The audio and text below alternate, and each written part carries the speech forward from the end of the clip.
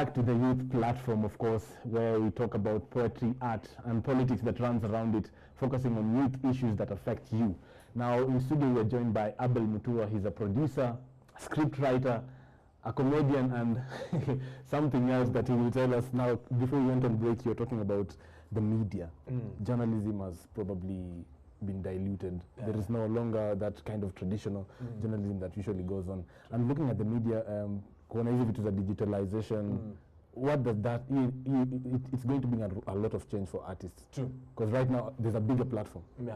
What do you think it will mean for artists, especially comedians, people who act, everyone who is in the art entertainment industry? I think right now we are heading towards the promised land. That I can tell you. The promised land, you promised land. Oh yeah, because what's going to happen is there's going to be hunger for content.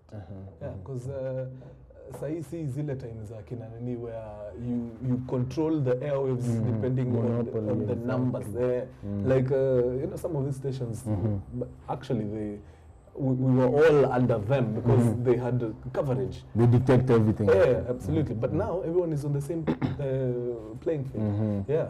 So first of all, there's going to be an influx of the channels, and zitakuwa nyingi, zitakuwa kibao hapa. So obviously you can't have a channel and not have content. Exactly. So that's where us guys come in. Exactly.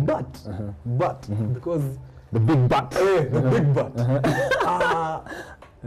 Let's not be tempted to think that we will enjoy, the good money here and there, because what's happening right now, the 20 sponsors that we had sharing, goodies among six stations. Exactly. Okay, we're not going to have additional sponsors coming in as yet, but there's additional stations. So what's going to happen is we're going to have this cake being divided among very many people. So that means that first of all, budgets are going to come down. Exactly. Yeah, because the market is wider. Yeah, but we have the same sponsors. So, but eventually, companies will grow and sponsors will. But looking at especially the situation in Kenya, content in Inaenda kwa TV is usually almost the same. Oh yeah, true. Like if it's comedy, everyone is into comedy. If it's drama, everyone. And mostly Kenya industry entertainment is usually focused on a lot of comedy. Oh yeah, true. Do you think maybe Kenyans will have more than enough comedy when now there's so many stations to show them for? Actually, I know it's going to be a bit shaky when we're starting, but eventually guys will sit down and realize what exactly the country needs at the moment. And because of that hunger to be different, very different things are going to show up on air. You will start seeing the likes of Akina Amazing Race, Kenyan edition coming, the likes of Akina Bachelor. And I think that's what has revolutionized television in the West. Because having come from that analog platform now, it's all digital, there are over 100+ channels exactly. there. You need to create a different feel so that you can attract people to your station, of course. So I think that's it will hit us at some point. Hatutakuwa tunaweza weka Churchill show kwa exactly. Somebody will have to sit down and come up with different, and that's how content. Exactly. Now, talking about content, like in Kenya, do we have talent enough to give us that kind of content? Because if someone is trying to come up with a drama series, a very technical drama series that will capture people's attention, do we have that kind of talent in Kenya? Well, with regards to the technical aspect, we do. Technically, I think we are the best in East Africa. Actually, East and Central Africa. Technically, we do. In terms of creative talents. Creative talent, exactly. Let me start with the artistic beat, the acting and everything. Perfect. We have the best actors in the continent. But where we have a problem is when it comes to now the creation aspect. We have dire need for script writers, and I keep saying this everywhere I go. The moment we will be able to tell proper stories, proper Kenyan stories, I kid you not, we have taken off. But now the problem that we have at the moment is everybody wants to act. Nobody wants to tell the stories. So we have very few script writers doing everything. What happens when you do that? You saturate your shows. Exactly. Become diluted. Exactly. It becomes diluted because you're tempted to lift.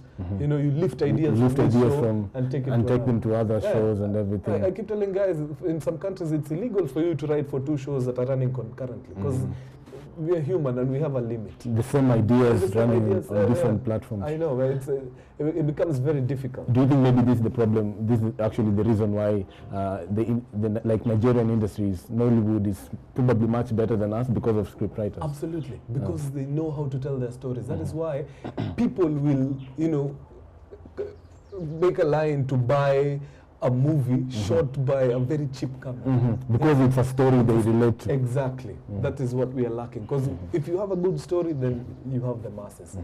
If your story is crap, however good you are technically or in terms of acting, it's crap. Because a good story makes up 60% of the entire production. 20% technical, 20% acting. Yeah. So if you have the best actors and the best technical crew, but crappy story, you only have 40% to put on air. 40% is below average. Exactly. Below, But you know the problem in Kenya is that probably artists themselves have not woken up to the occasion. Like, you know, like in the industry like Hollywood, kuna an association of editors, an association of, but in Kenya there's nothing like that. Even wasanii wenyewe ukienda KNT, you don't find a group of dedicated who champion one ideology and say, hey, sisi tunataka hii. People are divided into different categories. It's all, let me not say it's greed, but it's desperation. Because see, the thing about these guilds, they set standards for artists. Some of these wadosis out here, that is something they dread because they know when you speak in one voice, it becomes a problem for them. So what happens? They usually handpick. Come and tell you, you know what? I've been talking to Churchill. I want him to host my show. He's demanding for 200K.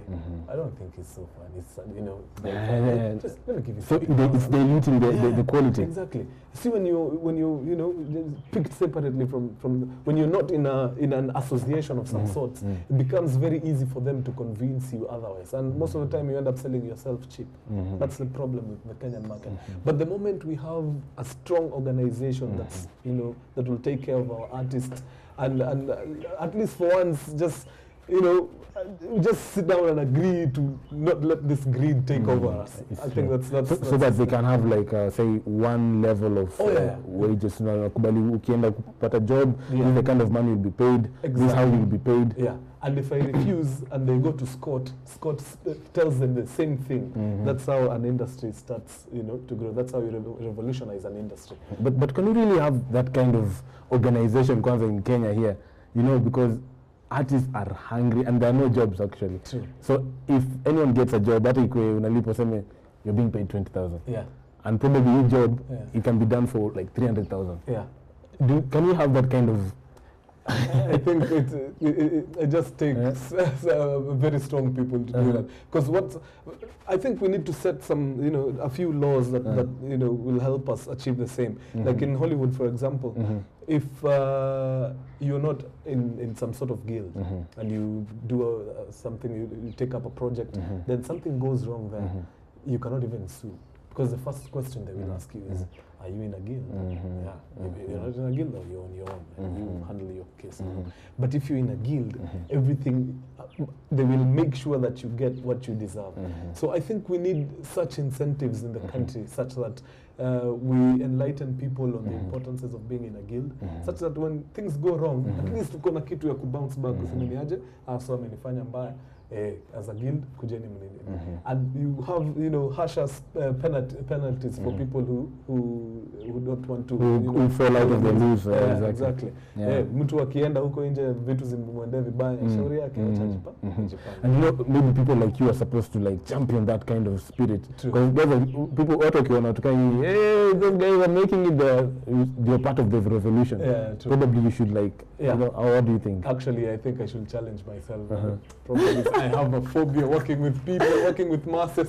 What? You have a phobia? I work with, you know, as Small groups. Yeah, exactly. When it comes now to spearheading such, I think we need, first of all, people who are extremely vocal. I don't think I'm You're saying you're extremely vocal.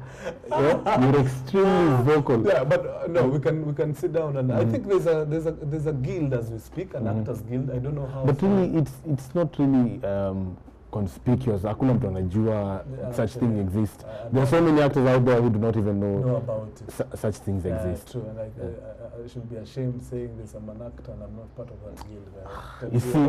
Tells you a lot. Anyway, we're going to take a short break right now. When we come back, we'll still be talking about art and, of course, poetry.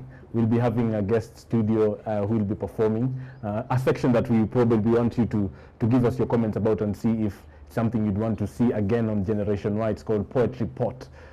Stay tuned for this and more.